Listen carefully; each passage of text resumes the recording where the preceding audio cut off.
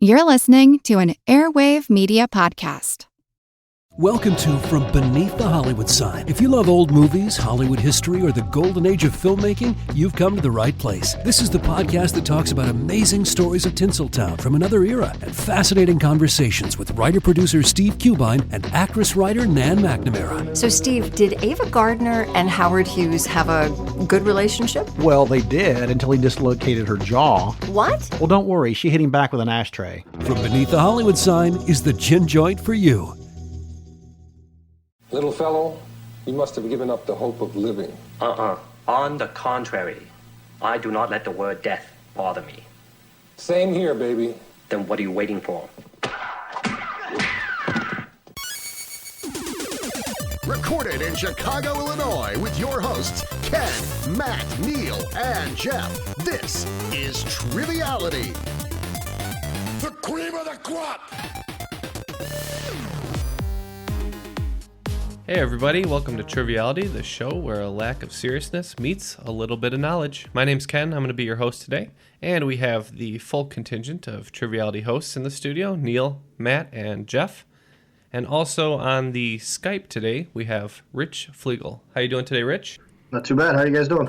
Good, and glad to have you back on the show. Last time we wanted to do a game of death, but we had something come up, so today we are officially doing your game of death. Yeah, thank you, Rich, for showing up. We know that you were ready to compete against us last time, but we weren't able to do that. So you came prepped and ready today to face us in the pagoda. I believe the pagoda was being remodeled last time. So yeah, new coat of paint. We hired some kids from college. They did not paint it correctly, so we had to do it ourselves. So it took a little extra time. Yeah, interns are the worst. I do believe that last time you were on the show, you were the cream of the crop. Is that correct? I was, barely. And today we're going to have to see if you're the Kareem of the crop.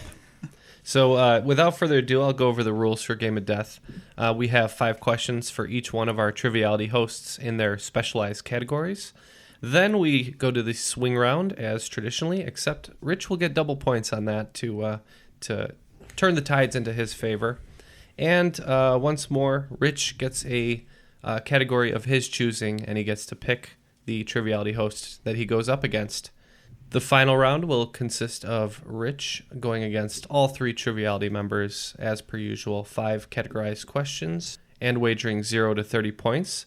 Rich will have the choice of 5 categories out of 10 that I've come up with today. So we'll find out if he's the Kareem of the crop. And without further ado, I think we should get started with Neal's round. Are you ready, Rich? Yes. All right, so your questions are in movies, music, and pop culture. And the first question is a music question.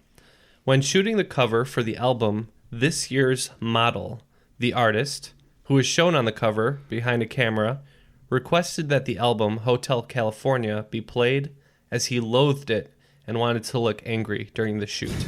Who is the musical artist in question? There's a lot there. The album's called This Year's Model? This Year's Model. Any ideas there, Neal? No, I have no idea. I'm not too good with album covers, so... Music is my worst category.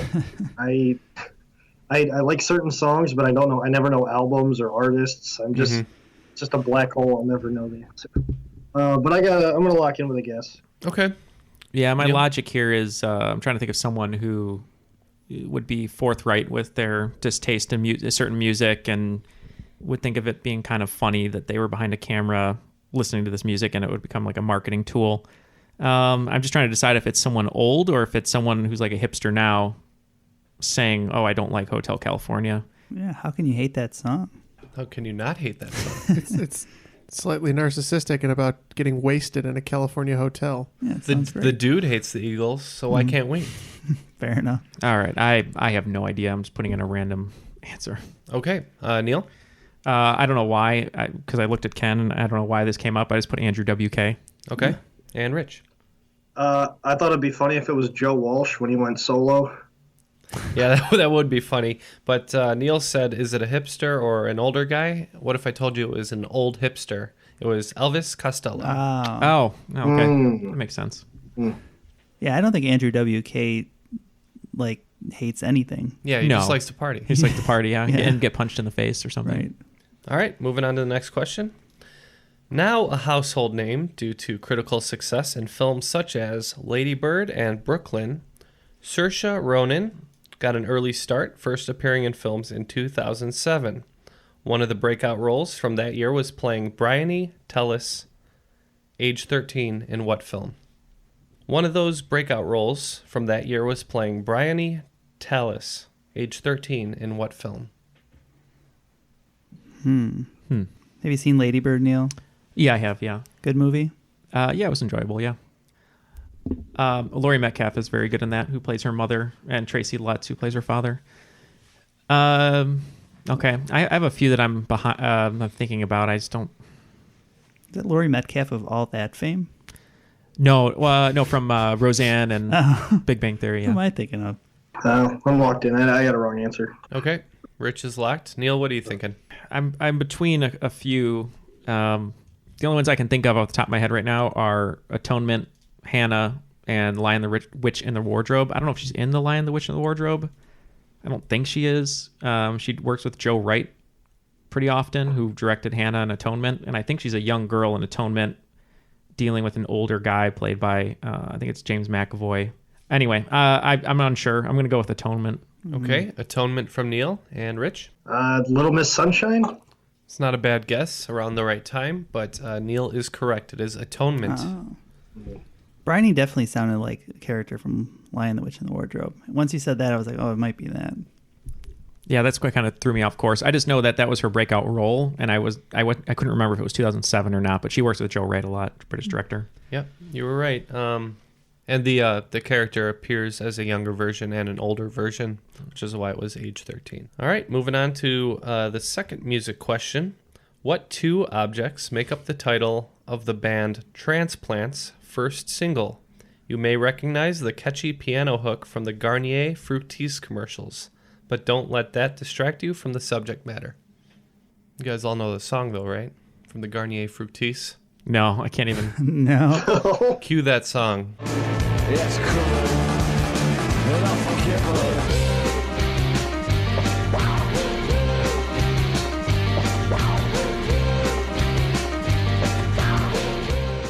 I couldn't even tell you what genre that is. Like I could guess, but jeez. My YouTube app.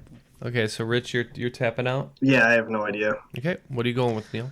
I went with Chutes and Ladders. Chutes and Ladders. The answer is Diamonds and Guns. Oh, no. Never would have gotten that in a million years. I was just gonna throw words together, and I was gonna say Iron Flamingo. Like I couldn't. I have no idea. All right, well, sorry for that difficult one for you guys, but just moving on to the next question. According to some sources, what attraction upon opening at Disneyland theme park could have accurately had a banner reading featuring real human remains? I'm locked in. Okay. You have any ideas? No, I got the movie question right, so I'm proud of myself. That's all that matters. Okay. Let's start with Neal. I just put the Disney World fireworks display. Okay. And Rich? I said Pirates of the Caribbean. The correct answer is Pirates of the Caribbean. Mm-hmm. Straight up, yes. They use real skeletons or something. Or yeah, there was an real skulls in the attraction, apparently. And maybe still, but nobody can say for sure. They're really secretive about that kind of thing. Yeah. All right, last question in the movie, music, and pop culture round. What Hellboy director was previously slotted to direct the Hobbit films? After Peter Jackson took back the helm, he still maintained a screenwriting credit. I'm in. Neal looks disgusted with the other questions, but he's very happy that he's got this one. Yeah. They're making a new Hellboy, aren't they? Yeah, I think so. Yeah, it's Neil Marshall and David Harbour from Stranger Things is going to be Hellboy. That's right. I saw that. That should be pretty cool. And Mila Jovovich will be the villain. The old Hellboy that's such perfect casting, though. Yeah, I like that old one. Yeah, Ron Perlman. I mean, for me, that's just all I could think of with Hellboy. I feel like I know this, but it's not coming to me right now. All I can think of is Ron Perlman. I'm going to tap out on this one. Okay. Rich is tapping, and Neal says? It's a recent award winner for The Shape of Water, Guillermo del Toro. That is correct. It is Guillermo del Toro. Maybe I didn't know that. All right, moving on to the next round. After the first round, it looks like Neal has racked up 20 points with 2 correct answers, and Rich had 10 Okay, moving on to the next round, and this is going to be the sports and games round for Matt. We're going to start with my favorite sport, which is hockey. What NHL franchise briefly changed their jersey logo to feature a fisherman from 1995 to 1997? Comparisons have been drawn to a famous fish stick slinger. That's mostly just a description of what the logo looked like, rather than a hard clue. I think I actually know this one. I think I know this one. I'm going to lock in with an answer. Okay, Matt is locked. Are there any teams in your head, Rich? Well, so I got it narrowed down to two. I know the Hartford Whalers used to be a team, but I don't know when they stopped being a team. Okay. And that would make sense. But I feel like it was earlier than that. So I'm going to go with the Canucks. Okay. I, too, was between the Canucks and the Hartford Whalers, and I'm going to trust the Gorton's Fisherman, and he was leaning me towards the Hartford Whalers, so I said the Whalers. Well, the Gorton's Fisherman, not technically, but he looked an awful lot like him, was featured on the New York Islanders jerseys. Oh, the Islanders. Yes, that makes sense. Very short-lived. People did not care for it. Yeah. I believe that was also in the around the Spano era. That makes sense. The Whalers, I think, were gone by 96. I think so, too. I did check that. Their last year in the league was 97. Okay, so the time frame would have worked at least. All right, moving on to maybe something that Matt knows a little bit about. What NBA franchise has lost the most championships? So been in the finals and lost the most. Mm-hmm. That's a good question. Who's the biggest loser? It's hard to call this team losers when they're in the finals in that the much. finals, yeah. Nope, I'm going to put my foot down and say they're the biggest losers. They're the biggest losers and pretty big winners too. All right, I'm locked in. Okay, then I'll talk it out a little bit. I know the Heat have lost two or three. Cavs have lost two. The Rockets won. I think it'd be a team that had been around for a while, and you figure the Lakers have been in a ton. They lost in 2004, and I know they lost all those to the Celtics in the 80s when the Celtics won. So I'm going to lock in with the Los Angeles Lakers. Rich, what was your answer? I was kind of thinking along the same lines. It's got to be somebody who's been to the championship a lot. I don't really watch the NBA. I grew up in Syracuse. We've got college basketball. But I went with the Celtics. The Celtics? Okay, well, Matt was correct. It is the Minneapolis/Los Angeles Lakers.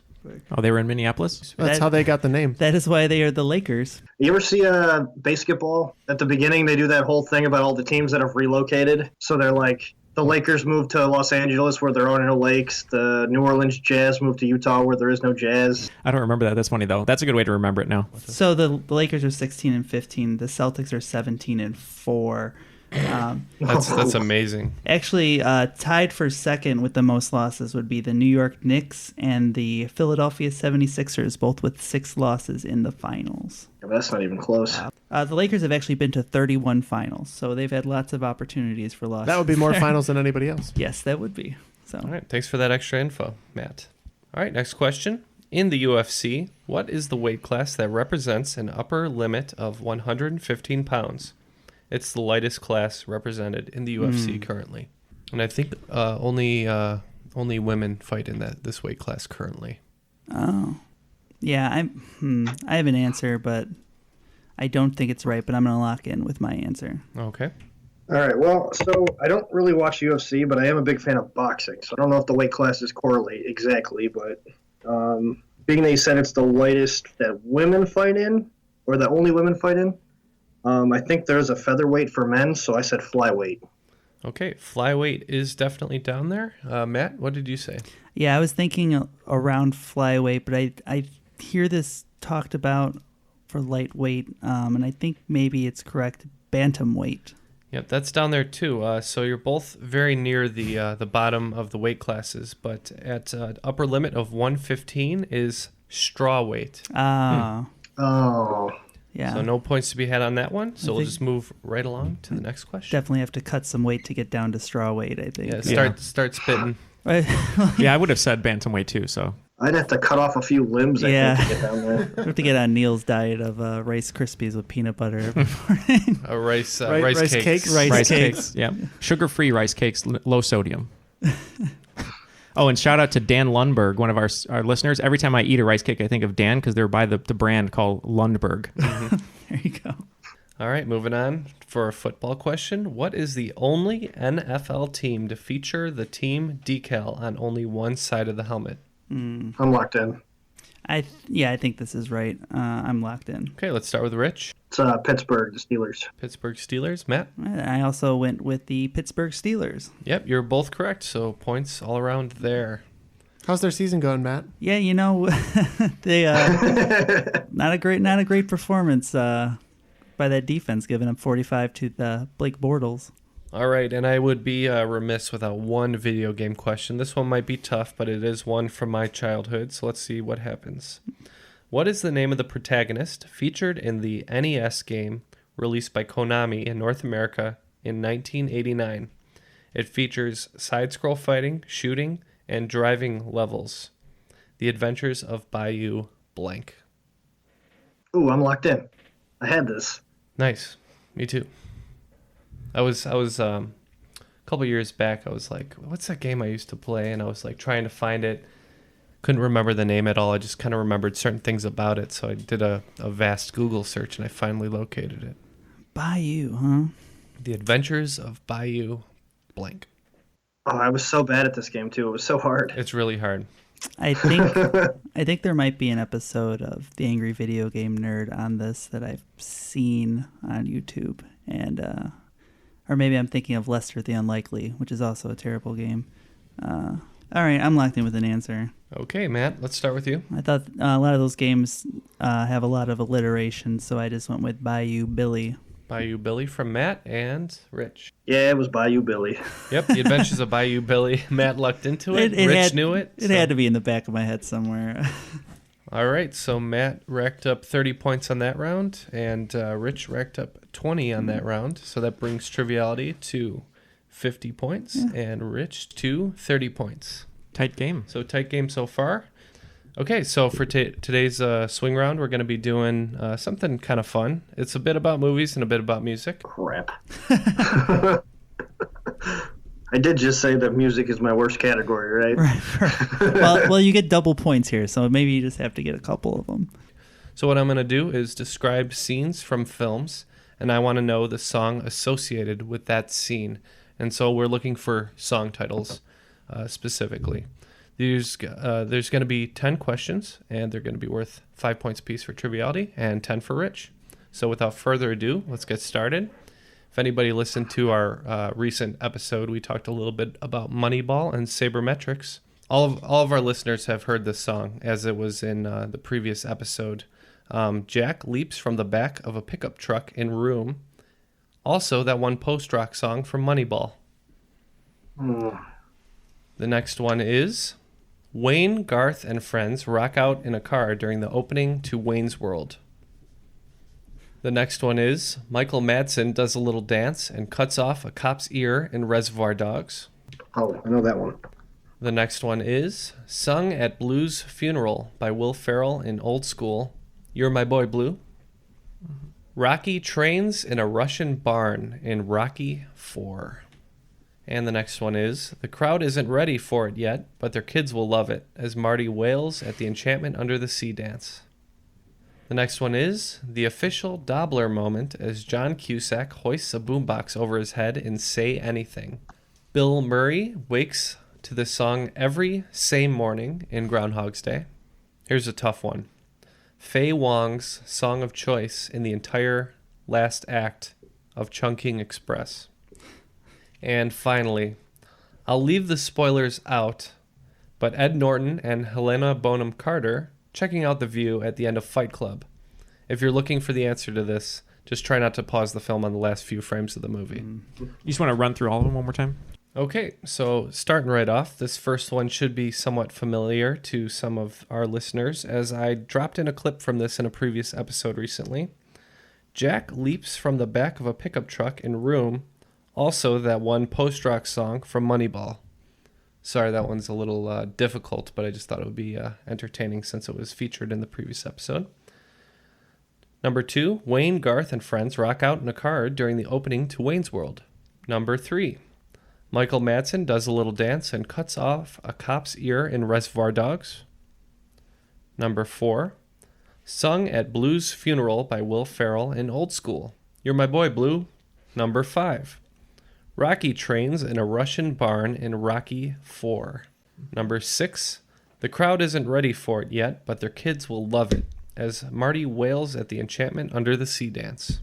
Number 7, the official Dobler moment, as John Cusack hoists a boombox over his head and Say Anything. Number 8, Bill Murray wakes to the song every same morning in Groundhog's Day.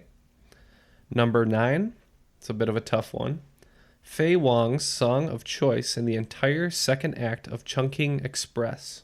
And finally, number 10, I'll leave the spoilers out, but Ed Norton and Helena Bonham Carter checking out the view at the end of Fight Club. If you're looking for the answer to this one, just be careful not to pause the film on the last few frames. So for the list here, I believe I have everything except 1 and 9. Okay. So Wayne and Garth, Bohemian Rhapsody. By Queen, yep. Yep.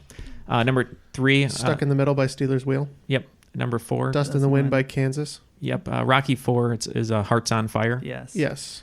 Everyone will think it's Survivor, but it's not. Eye of the Tiger, yeah. Number 6 is Johnny Be Good. Johnny Be Good, yep. Number 7 is In Your Eyes by Peter Gabriel. In Your Eyes. That's right. Is that the name of the song? In Your Eyes, yes. Okay, I just want to make sure it's the title. Yeah. Number 8 is I Got You, Babe by Sonny and Cher. Okay. Because I believe every morning wakes up and goes, when the sound of feet of I don't remember. It's been a long time since I've seen Groundhog Day. Chungking Express, I don't remember. Number 10, I believe, is Pixies. Where's My Mind? Is that the title? That is the name of the song. Yeah. I'm almost positive it's Where's My Mind. Sense. That's the one where it's like, where is my mind? Okay. Okay, so these guys have discussed in the studio a bit, and came up with some answers. How about you? How were these for you? Some were easier than others. I've seen maybe all but one of these movies, so I feel like I should have known more of the answers. All right, well, we'll just have to see how it goes. So let's start with number 1, which was admittedly a difficult one, but I thought it would be a fun little bit of trivia since pretty much everybody who's seen Moneyball or Room has heard that song. So it's the one from Jack leaping from the back of the truck in Room and the song that plays throughout Moneyball. Let's start with Team Triviality. Matt said No One Knows by Audioslave. It's a good guess. Sort of. Yeah. It's a guess. It's a good song. It's a guess. It's a good song. All right, let's check with Rich. I didn't have anything for this one. Okay. The answer is The Mighty Rio Grande by This Will Destroy You. Nope. Nope. Like I said, that was a hard one. It's Yeah. just a fun bit of trivia. All right, next is the Wayne's World opening. Let's start with Rich. Were they singing Bohemian Rhapsody? And Triviality? We have the same? That is correct. Yeah. Bohemian Rhapsody. All right, moving on. Michael Madsen as Mr. Blonde in Reservoir Dogs. I think Jeff knew this one, so go ahead. Straight away, this is the classic Steelers Wheel hit, Stuck in the Middle with You. Yeah. And Rich? Yeah, I had Stuck in the Middle with You. That's a great scene. Yep, it is Stuck in the Middle with You by Steelers Wheel. And the old school funeral lament. Let's start with Rich. I didn't have anything for this one. And Triviality? I close my eyes, only for a moment, and the moment's gone. That's Dust in the Wind by Kansas. Yep, Triviality gets points on that one. Yeah, it is. All right, moving on to Rocky 4, the training montage.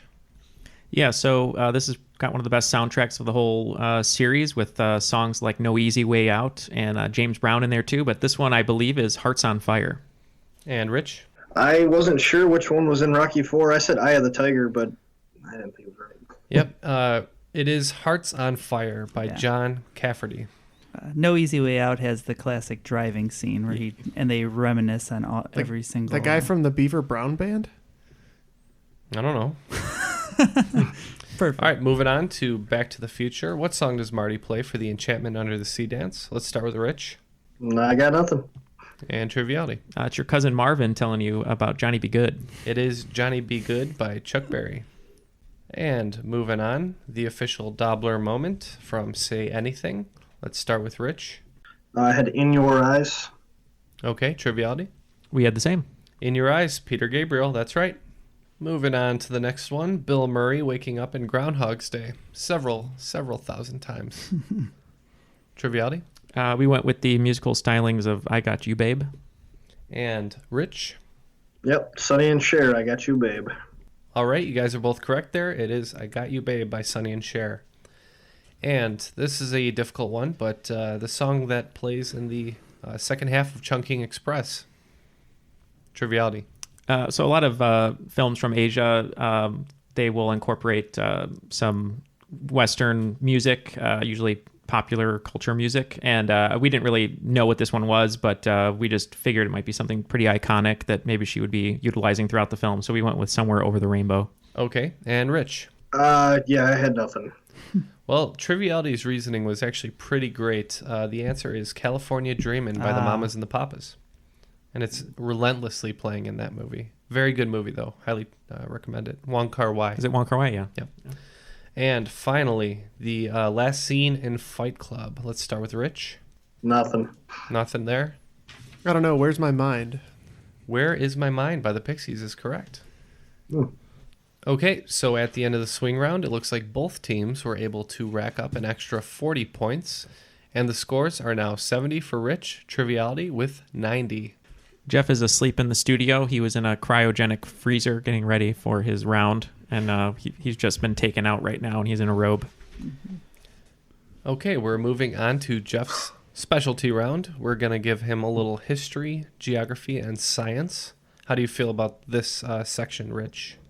We're more in my wheelhouse here. All right, great. Well, let's see if we can turn it around on Team Triviality and work your way up the pagoda.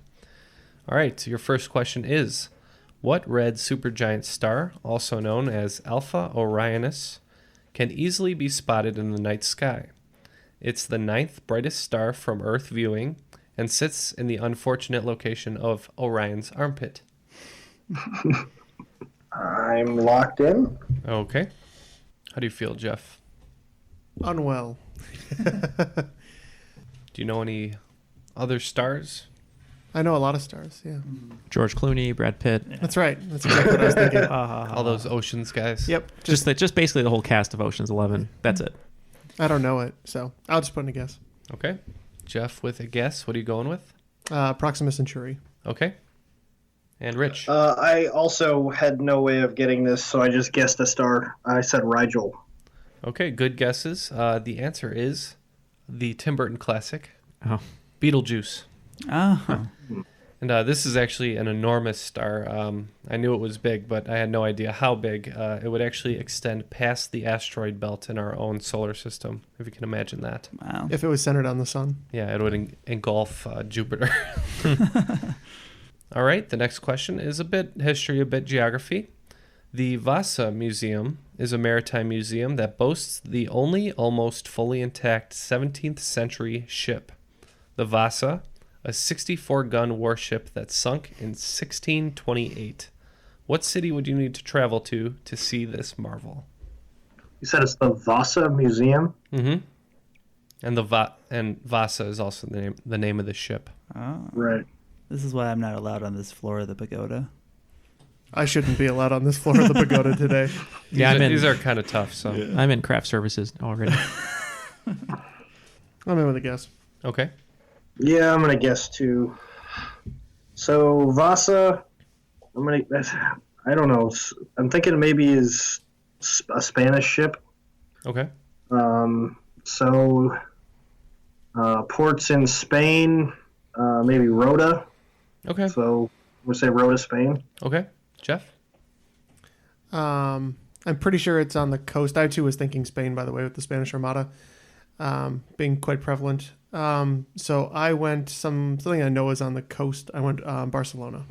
Okay, not bad reasoning. However, the Vasa Museum is in fact in Stockholm, Sweden. You know what?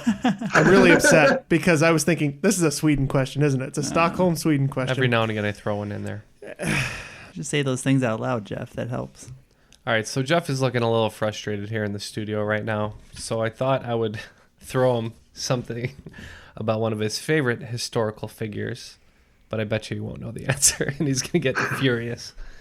Eugene Victor Debs ran for president 5 times between 1904 and 1920, mostly as a socialist and for the final time from a prison cell. His imprisonment was for giving a speech that obstructed military recruitment, a violation of what federal law? Oh. I'm looking for the answer in form of an act. So it's the blank act.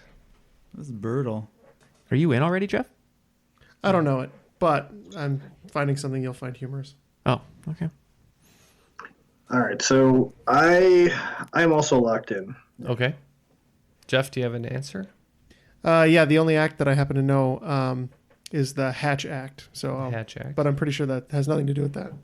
Okay. And Rich? I don't know what that would be. The time frame sounds about right for the draft for one of the world wars. So I said the Conscription Act. Okay, the correct answer is the Espionage Act of 1917. Oh, and it was World War I that he was sentenced to during. That makes a lot of sense. So I was recently in Kansas City at the World War I Museum, and there was a thing for Eugene Victor Debs, and I'm looking through my photos right now to see if I took a photo of it because it was pretty funny, but I can't find it. Well, if he ever finds it, we'll post it on the Facebook. Mm-hmm. All right, moving on to a geography question in what has turned out to be a tough history, geography, and science round. According to the greatest piece of music written in the 20th century, Africa by Toto, obviously, Kilimanjaro rises like Olympus above the Serengeti. They are somewhat correct in this assessment, as Kilimanjaro lies just east and a little south of the Serengeti National Park, near the border of Kenya and what country, which contains both? That is, contains both Kilimanjaro and the Serengeti National Park. Well, I just assumed it was in Kenya, so now I got to think about this. Yeah, you and me both. It's very near the border to Kenya. How's your African geography, Rich? Well, I see that giant map of Africa behind you, so you're a fan. Yeah, it's actually pictures of my kids. Oh, you named one of your kids South Africa? Yes. Okay. Yes. Johannesburg, actually. It's a beautiful name. I think this round broke Jeff. Jeff is a broken man. Yeah, I'm like Neal without the limitless pill right now. You guys were talking about that limitless pill on a previous episode. It got me thinking. So I'm actually type 2 narcoleptic. Oh, wow. Yeah, it's a life. But that medicine from that movie is based on a real medication. Oh, is it really? Which I'm actually prescribed. Okay. It's not quite as cool as that, but it's pretty awesome. Oh, I had no idea. Yeah, they're just making fun of my migraine medicine I take, but I didn't realize that there actually is somewhat of a limitless pill. We love to openly mock migraines. The condition with which I'm suffering. I don't know. It regulates the chemicals that keep you asleep and regulate your sleep cycle, among other things. But supposedly that's supposed to help your brain function. But does it help you with African geography? I know right where it is, too. I'm just trying to redraw Africa in my head. Sorry. You could redraw Africa on your paper. Yeah, I could. I don't think I'm going to get there any faster, though. I think the French tried to do that, and they were pushed out. It's really bothering me because I've been... I've been trying to learn... I've been trying to learn African geography more consistently lately. Yeah. And it's paying off. All right, I'll take a guess. It's in the general area, but I'm pretty sure I'm wrong. Okay. Jeff is in. Rich? I'm going the wrong direction. I can picture some of the countries that border it, but I'm thinking it's probably the one just south of it, and I can't think of what country that is. Mm-hmm. The Congo's 2 away, I think, so that's not it. I know it borders it, but I think it's more to the east. I'm going to say Ethiopia. Okay. Ethiopia from Rich. Jeff? I'm pretty sure I'm on the wrong side of the continent, but at least I'm south. I said Namibia. The correct answer is Tanzania. That's it. All right, so no points on this round yet. I loved the song that Phil Collins did for Tanzania. You'll Be in My Heart, I think. Yes, that's what it is. Yeah. All right, moving on mercifully to the final question of this round. I have never not gotten one right in my round, so this is interesting. What stage of the cell cycle represents already replicated chromosomes being separated into 2 new nuclei? The stage at which they're separating? They're separating into 2 new nuclei. I'm in. Okay, Jeff is in. Yeah, I guess I'm in. I think it's mitosis. Okay, mitosis for Rich. I think the specific one that you're talking about is telophase, which is where they're separating. The correct answer is mitosis. Oh, I thought it was mitosis. All right, so Rich gets 10 points on the round. Triviality gets no points on the round, unfortunately, but it brings Rich closer to taking over the pagoda. He has 80 points, and Triviality has 90 points. Wow. It's getting nerve-wracking in here. So that means we move into Rich's round of choice, which he had emailed me that he wanted some Seinfeld questions. So he can go up against any Triviality member besides me that he prefers. And that will be who? I'm going to take on Matt. Yes. Ooh. That's a sporting choice going with Matt. How much do I know about nothing? I'm a fan of Seinfeld. I'm not sure how much I know, but it's one of my favorite sitcoms. I am of the opinion that it's the greatest show to ever be on television. Yeah, it might be the best sitcom of all time. I might agree with you on that one. So it's just never old. So Rich has decided to give Triviality a sporting chance in this and picked Matt. So we are going to get started right off in the Seinfeld category. And the first question. The Kavorka, a power that Kramer possesses that makes him irresistible to Sister Roberta, is a Latvian word that means what, according to the father? And by father, I mean the religious figure that Kramer visits. Ah, crap. I know the episode. I'm locked in. Okay, Rich is in. Yeah, I don't know. I'm locked in, sure. Okay, let's start with Matt. I think it was something like the stink or something. I just said the musk. The musk. Okay, Rich? Yeah, I thought it was something along that lines, like animal magnetism or wild animal musk. I said wild animal. Yeah, Rich is really close. It's the lure of the animal. Yeah. Ooh. All right, so starting off clean in this round. Going on to the next question. In the episode titled The Good Samaritan, Jerry suggests that saying, "You are so good looking" should replace what? I know this one. I'm locked in. Mm-hmm. Oh, what is it? You are so good looking. God, because I know it. Elaine says it at the end, and that's all I could think of. It's a good question. Yeah, I'm locked in. Okay, let's start with Rich here. It's God bless you. How about you, Matt? I just put excuse me. Okay, close, but it is God bless you, and that will bring Rich up to a tie with Triviality at 90 points. Ooh. All right, third question in the Seinfeld round. What is the Soup Nazi's actual name? Oh, God. And I will accept either his first or last name as correct answer, or both. I'm locked in. Wow, he knew it. It's not soup. I know.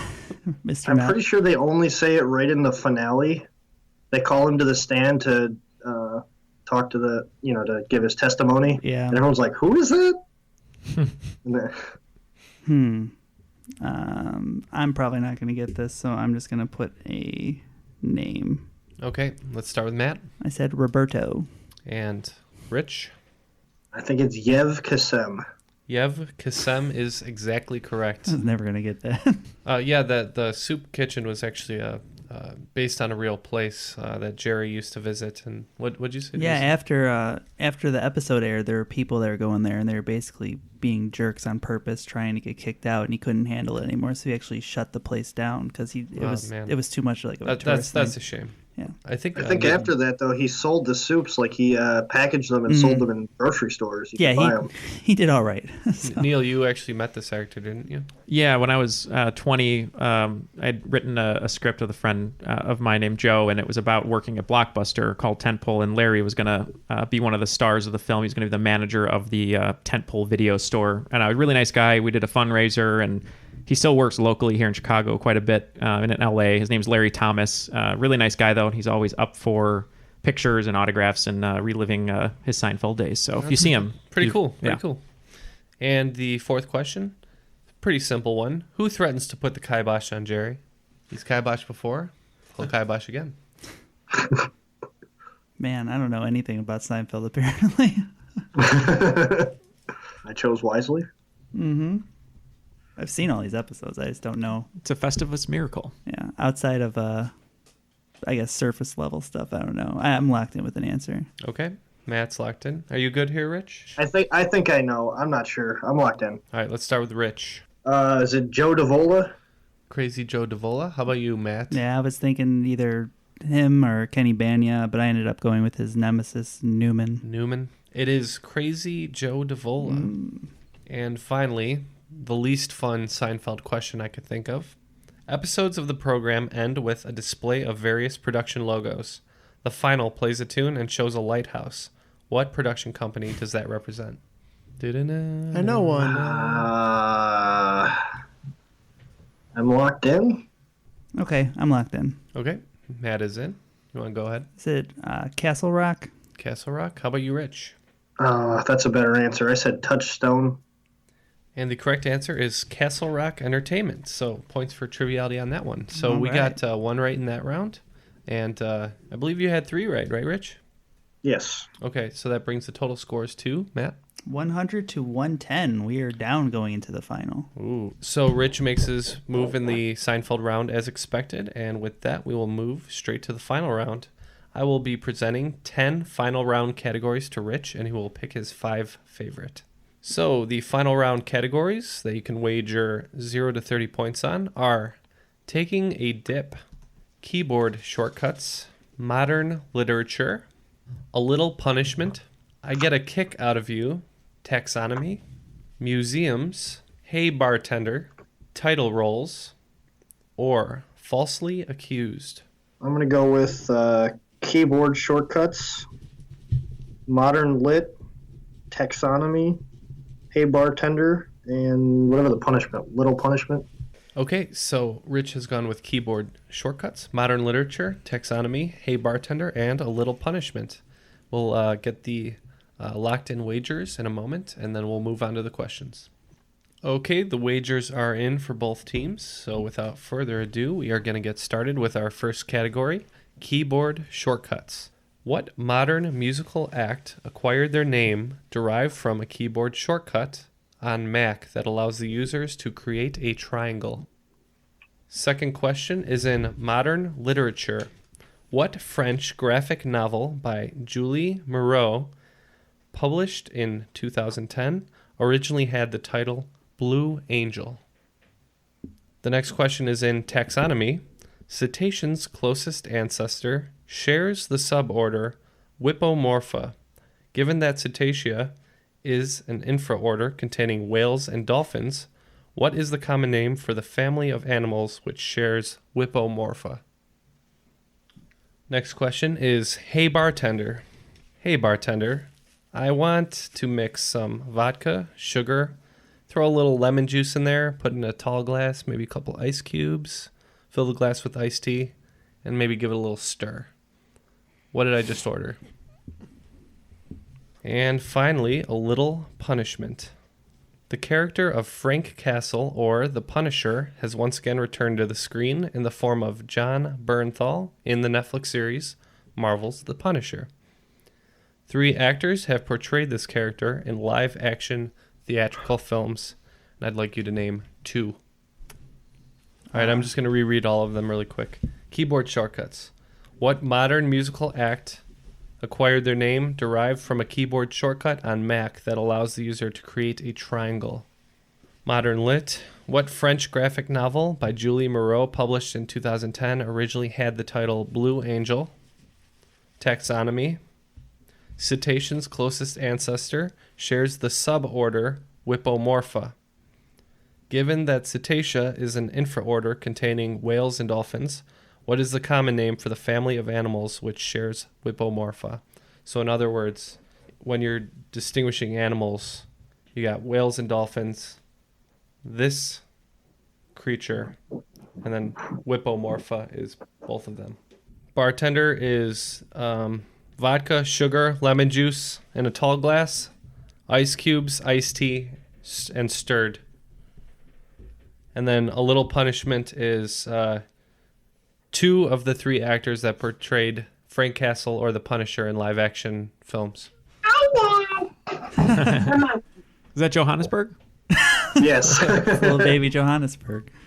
Okay, so the first one, we're good. The only one I can think of is Alt-J because it sounds like a keyboard shortcut. The other thing that I like about that is they're obsessed with triangles and MC Escher tessellations. So Alt-J makes a lot of sense in that case, too. All right, so Alt-J. Is that drink one possibly like a Tom Collins? I don't know what's in that, but... No. No? Okay. So the thought would be it's a Long Island, but that's not because it's like 4 alcohols, right? Well, and there's actually no iced tea in a Long Island iced tea. What do you have anything for taxonomy? Okay, so Whippo. I'm trying to think about Whippomorpha. Morpha is probably something with the mammalian side, but I'm trying to think about what Whippo would be. So this is the same class. So maybe this is ones with blowholes and then ones without, and maybe this is like like a sea lion. Like sea lions or sea lions and walruses are walrus. What else has a blowhole? It would make sense that walrus might be in there. It could be walrus. They have blowholes. So the actors, just Dolph Lundgren and Tom Jane. So the lit one was a graphic novel and from France called Blue Angel. It was originally titled Blue Angel. I'm putting like Blue Angel together and putting France together in graphic novel, but I can see pictures, but I can't describe them. That's not going to help. Oh, I think I know what he's talking about though. All right, well, tap out on that one then. Yeah. Yeah, I don't care. We're done. So after that discussion, we have both teams locked in, and we're going to start with keyboard shortcuts. Rich had 10 on the line for this one, and Triviality gave us an Oakland 5. So I wanted to know, what modern musical act acquired their name derived from a keyboard shortcut on a Mac that allows the user to create a triangle? Start with Rich. So I work in IT, and I was like, keyboard shortcuts. I know all of those. And then you said Apple. Or MacLib, and I'm like, crap. Shoot. Oh, shoot. So I just said Apple T. Okay. I just made that up. Right. And for Triviality? Luckily, I'm a Mac man, but that actually didn't help us at all with the question. We went from the music angle and said Alt-J. The correct answer is Alt-J. So Triviality will get 5 points on that one. Moving on to modern literature. Triviality struggled a little bit, but they did wager another Oakland 5, and Rich wagered 10. The question was, what French graphic novel by Julie Moreau, published in 2010, originally had the title Blue Angel? Let's start with Rich. I feel like I may have overextended myself on these wagers. I had nothing, so I just said crap. And Triviality. So we didn't have anything, but I think Neal has the answer now. It's not going to count, but... Yeah, for no points. If I'm correct, I'm thinking came at it from a film angle, and I think it's a movie with Léa Seydoux, which is blue is the warmest color. Yep. Unfortunately, the correct answer is blue is the warmest color. Sorry it took Neal so long to come up with that. Yeah, that's my bad. The thing is, when you say I locked in, that's when all the information is like unleashed in your brain, and that's when you could actually think of these answers. Taxonomy question. I wanted to know what creatures shared the suborder Whippomorpha with dolphins and whales. Looks like Rich went hard in this one and wagered 20, and Triviality wagered 10. So let's start with Triviality. So I mean, we didn't have that much of a clue on this one. We were thinking it had something to do with mammals who had or didn't have a blowhole, sea mammals, but we went with walrus. Walrus from Triviality. Rich? I said porpoise. Porpoise. That's kind of close to whales and dolphins. Well, the correct answer is kind of interesting, as it is the hippopotamus. Oh. Like it is. Well, yeah, that's close. That had crossed my radar. Because it's aquatic. Well, that and they're very similar to. I mean, aside from the the bodies and legs and all the other nonsense, they are pretty similar. To, but yeah, I didn't think it was that close that it could be a suborder. The deadly hippopotamus. Well, plus if you're fans of Flight of the Conchords, you know that their rhymes are bottomless. Mm-hmm. Which is coming back. Yeah, they're doing a new season. All right, for the next one, hey bartender, we had Rich wagering 10 and Triviality also going in for 10. And I wanted to know, what is the drink that consists of vodka, sugar, lemon juice, ice cubes, and iced tea? Let's start with Rich. I said Arnold Palmer. Arnold Palmer. How about Triviality? We went with Phil's cousin, Tom Collins.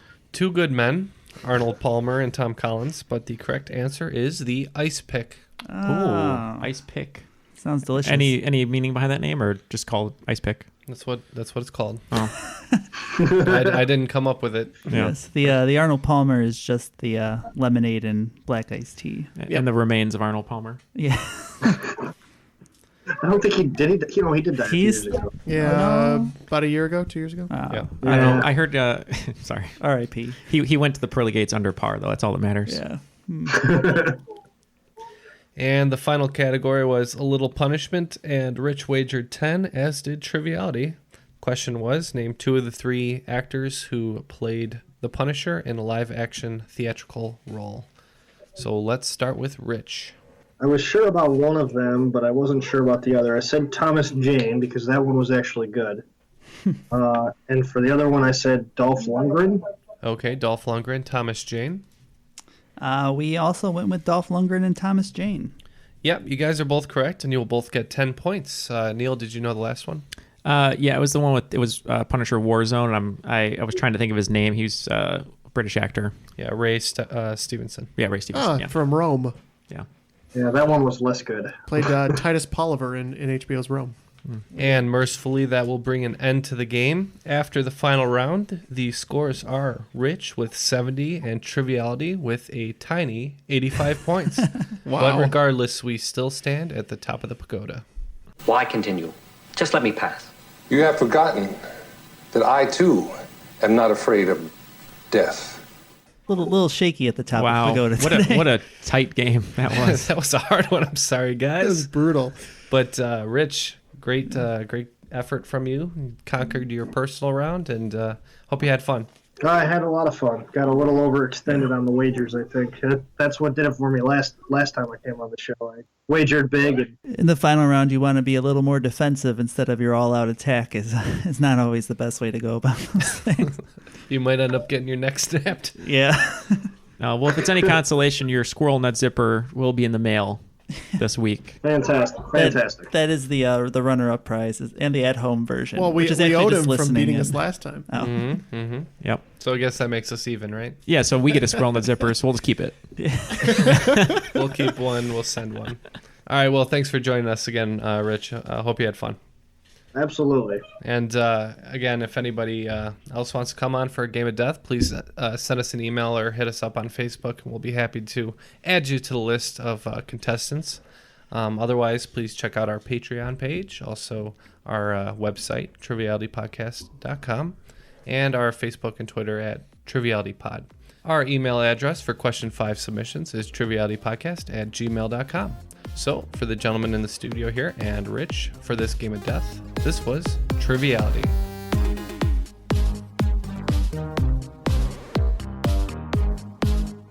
Hey, message, I'll call you back, thanks.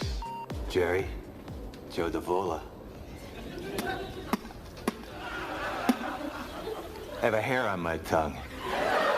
Can't get it off. You know how much I hate that? Of course you do. You put it there. I know what you said about me, Seinfeld. I know you badmouthed me to the execs at NBC. Put the kibosh on my deal. Now I'm gonna put the kibosh on you. You know I've kiboshed before.